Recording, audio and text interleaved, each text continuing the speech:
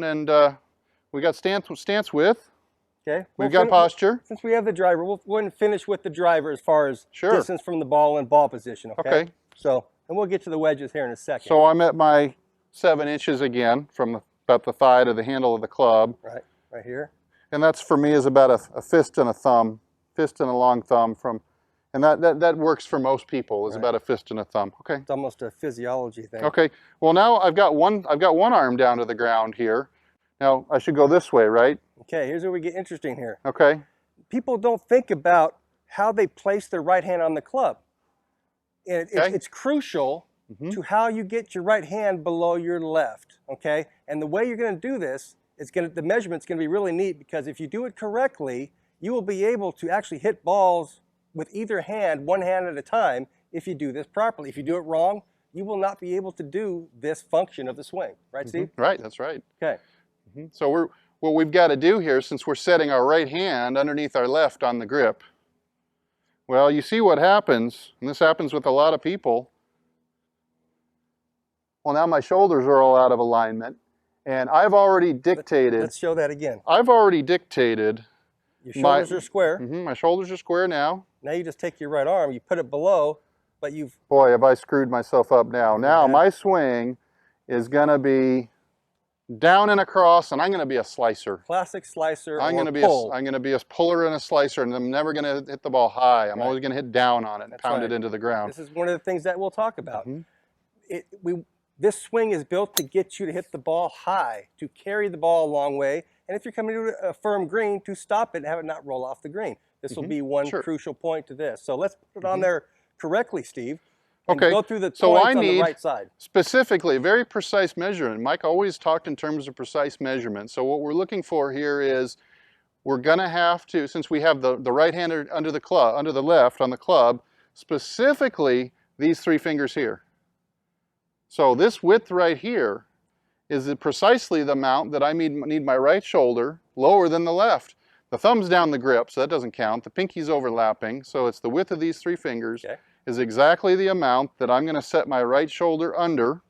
Now we're going to do this in a very specific way, Jerry, right? How am I going to get the right side under the left? It's going to be, okay? Here we go. So I'm going to now make a slight lateral shift of the left hip towards the target. That slightly drops your right side. Okay, because I'm now at a slight tilt. And then furthermore, to get the rest of that gets me about halfway. To get the rest of that now, I'm going to kick this knee in and flex it in. Go slightly forward and in. Between the ball and the left foot, that way. And now, I'm on an axis here where now I can just put that right arm right underneath there. That's right, it just fits now. And everything fits right on there, just like jigsaw puzzle pieces. So if I put the club down, the left 1 arm measurement, bump over and flex the knee, and now I'm square and ready to go. Square with the club on the ground, club face is square. This is also giving me a little bit of preview to how I want to pivot through the ball at impact. Exactly right. Go back to that and let me show you what we're doing here. Yep. So here we go. Here's the preview. Okay. Now what we'll see, go ahead and get that right hand, that's correct. There. Now we'll see that from this position, there is a gap between his left kneecap and where his right kneecap is flush. Okay? That's just the measurement to get the right hand on the club, and that's kind of the preview of impact, right, Steve? I'm just going deeper into that position. I'll be pushing my hip further laterally and flexing the right knee in further laterally, and that'll take me into the impact position. So it'll just be kind of like this. It'll be here, 1, 2, 3. Yeah, and we'll get more into that as we get to the backswing. That's right. How that actually works off of each other. Now ball position. Right. Ball position. I've got the sticks laid down here. So we've got grip. We've got foot position. We've got distance to the club and the ball. We've got alignment just a bit. Let's get to a little alignment. Okay. With All our right. driver. With a driver here. Yep. We'll get to the other clubs here in a second. Okay. So, as Steve's setting up to his driver here, we're going to see we want that inside angle to the ball that's going inside out and up. That's right. Okay. That's right. And it's going to be achieved a lot easier if that right foot is pulled back That's right. parallel just a Okay. skosh. We got to create the 5-degree right swing plane. That's right. That we're going to see on TrackMan. If we didn't make that adjustment, we would have to make an adjustment with the upper 6 joints almost to overtake. So I'm just going to do this an inch on the driver. I'm going to set it back like Hogan did. Yeah. Okay. Now I'm set up, as we'll see with TrackMan, that I am now set up to both hit under, up, and out, as Mike used to say. Like that. Okay, how about ball position? Yeah, last point, ball position. So our ball position, since we are with a driver here, under, up, and out, yes, we can't move that ball back in our stance. That's going to be down for sure. Okay, that's not going to be very optimal here. And also push it. Okay, lots of bad things here. Pushing, and it would be too steep. So middle's pretty bad too for a driver, because I'm still going to hit down. Sure. Push it. We're not going to see those positive numbers. That's right. Okay. Now the old standard that I used to read about all the time when I was growing up was left heel. That's what Jack Nicklaus told me in his videos. He said left heel. But they didn't know what we know now, and how important it is for getting distance and accuracy to hit up on the ball as much as we need to. So I like to go a little further than the heel now. I like to go to the big toe. So just like this. See, I've got the stick lined up right with my big toe now instead of with the heel. Gives me a couple more inches of room to bring that club bottom out and up to the ball. Would you say most people still play the ball too far back in their stance? Most people even good players are still armed with the old information of to play it left heel, just like this. And at best, they're producing maybe a 1-degree upstrike.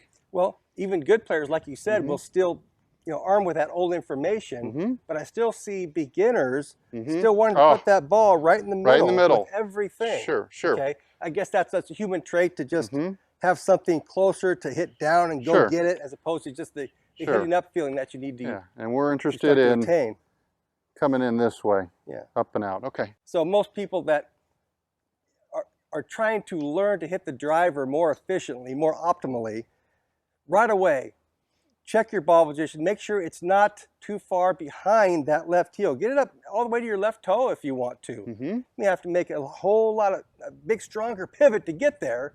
That's okay. We're going to work on that too. But ball position with the driver is so crucial. It's so different than the other clubs in the bag.